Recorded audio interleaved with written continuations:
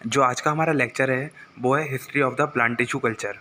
हम सभी लोग जानते हैं जो गोडलिव हैं उनको प्लांट टिश्यू कल्चर का फादर माना जाता है, क्योंकि इन्होंने ही सबसे पहले सिंगल प्लांट सेल को कल्चर किया और ये बताया कि अगर हम सिंगल प्लांट सेल को आइसोलेट करें और उसे एक अच्छे कल्चर मीडियम के अंदर रखें तो उससे उस सिंगल सेल से हम एक पूरा प्लांट को जनरेट कर सकते हैं। इन्होंने इस कैपेसिटी को ही टोटीपोटेंसी का टर्म दिया था। ठीक है, इन्होंने क्या किया था, गोडलिव ने प्लांट के डिफरेंट पार्ट के जो सेल थी उसे कल्चर किया था।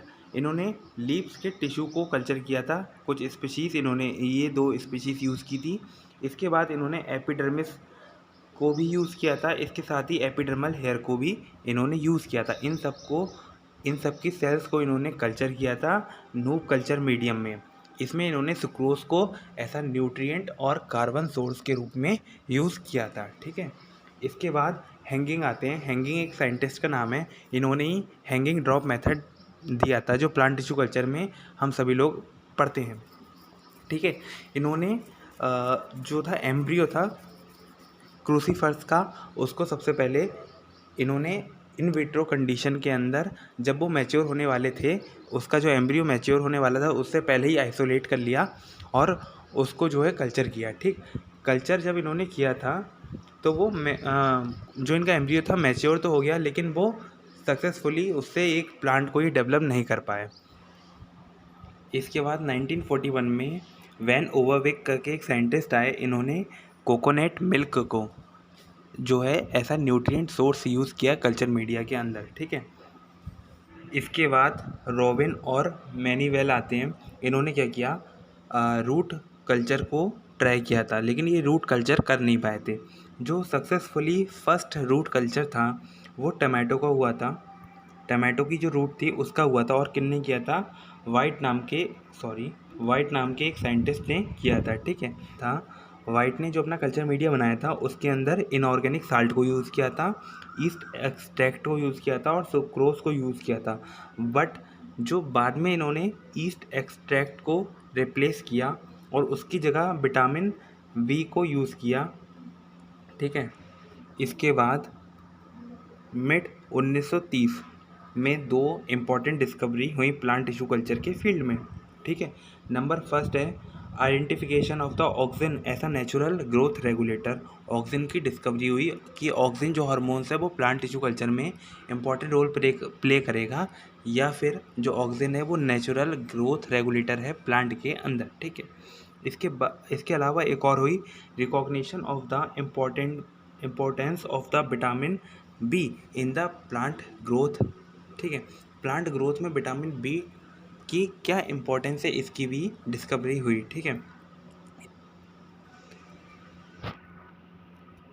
इसके बाद 1934 गोथेरेट नाम के एक साइंटिस्ट आते हैं जिन्होंने कल्चर किया कैम्बियम सेल को। ठीक है, काय में किया, नूब सॉल्यूशन में जिसमें ग्लूकोज था। ठीक है, इन्होंने देखा कि सेल जो है कुछ मंथ में ग्रो कर रही है। ठीक है, जो सेल कल्चर करी वो ग्रो कर रही है कल्चर मीडिया में कुछ मंथ लगा कर। ठीक है, फिर इन्होंने क्या किया, एक बार और जो है कैम्बियम सेल को कल्चर किया, लेकिन इन्होंने इस बार कल्चर मीडिया में विटामिन बी और इंडोल एसिटिक एसिड एक तरीके का ऑक्सीजन है। ठीक है, तो इन्होंने इन विटामिन B12 और ऑक्सीजन जिसकी डिस्कवरी हुई थी 2 इम्पॉर्टेंट प्लांट टिश्यू कल्चर के फील्ड में, इन्होंने इन दोनों कंपाउंड को यूज़ किया इन प्लांट टिश्यू कल्चर। ठीक है, तो इन्होंने जब इन दोनों को यूज़ किया यानी कि विटामिन B12 और इंडोल एसिटिक एसिड को, तो जो कल्चर की हुई जो सेल्स थी यानी कैम्बियम सेल थी उसकी ग्रोथ काफ़ी तेज़ होने लगी। ठीक है,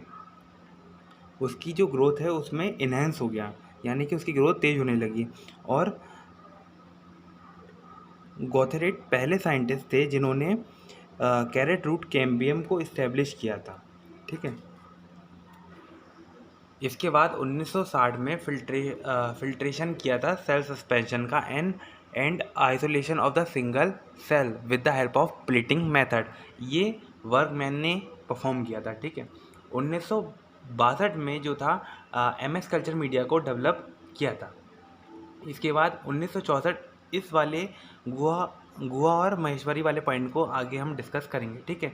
उसके फिर आता है 9th नंबर पे, सोमैटिक हाइब्रिड को सबसे पहले डेवलप किया गया कार्लसन एंड कोवर्कर ने, ठीक है। इन्होंने क्या किया, निकोटियाना प्लांट की 2 अलग अलग स्पीशीज ली, इसके द्वारा इन्होंने एक सोमैटिक हाइब्रिड को डेवलप किया 1972 में, ठीक है। उसके बाद 10 नंबर पे आती है, देखिए जो मुइर की डिस्कवरी है वो काफ़ी इंपॉर्टेंट है। इन्होंने देखिए क्या किया, जो सेल थी उसे कल्चर किया, उससे कैलस को डेवलप किया, ठीक है। अब जो कैलस है, कैलस के अंदर बहुत सारी सेल्स होती हैं, ठीक है। वो सॉफ्ट एक टिश्यू है, ठीक है।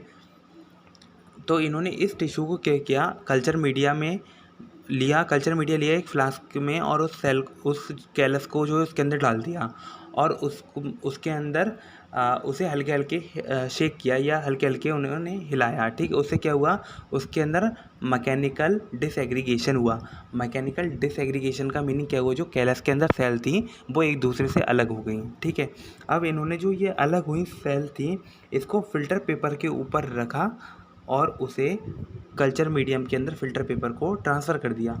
यानी कि फ़िल्टर पेपर को ऐसा ब्रिज इन्होंने यूज़ किया जिसके ऊपर सेल ग्रो करेगी, और ग्रो करके फिर से एक कैलस बनाएगी, और कैलस से प्लांट बनाएगी, ठीक है। तो उन्होंने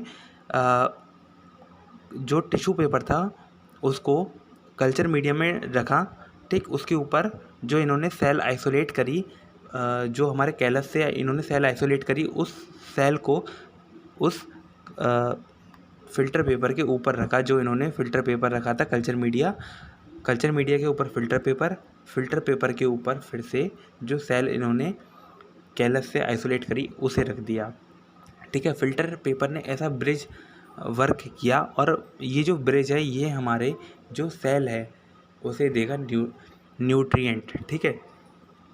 इसके बाद जो नेक्स्ट है 11th नंबर पे कुकिंग आए। कुकिंग ने एंजाइमेटिक आइसोलेशन किया था, ठीक है, प्रोटोप्लास्ट का।